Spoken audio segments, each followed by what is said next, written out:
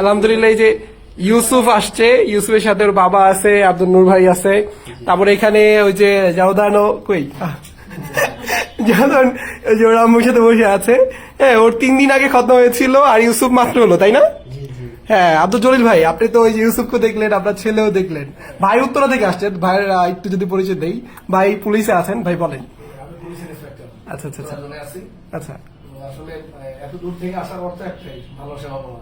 আচ্ছা আচ্ছা আচ্ছা, আলহামদুলিল্লাহ। যে 3 দিন হলো আপনার সন্তানের, তারপরে যে ইউসুফকে দেখলেন, তা আপনার কাছে কিরকম লাগছে? হ্যাঁ, ভালোই। মুসলমানে আমরা তো মুসলমানে অবশ্যই হয়েছে, ব্যথা ব্যথা পাইতাম। এখন তো দেখলাম যে ওইখানে রুমে নেওয়ার পরে যা একটু ভয় কান্নাকাটি করছে।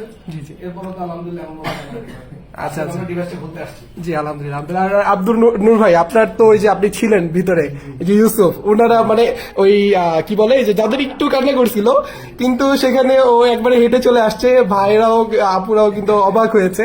তা আপনার কাছে কেমন লাগছে? মানে আলহামদুলিল্লাহ, তো ভালো লাগছে। আমি এর আগে এক জায়গায় গিয়েছিলাম, তো আচ্ছা, এখানে বাচ্চাটা অনেক কান্নাকাটি করছিল।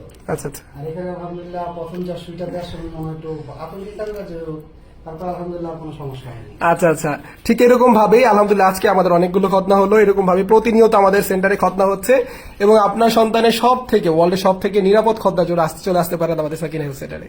জি, আসসালামু আলাইকুম ভাই। عائشة حبك له حب من يحبه فصرت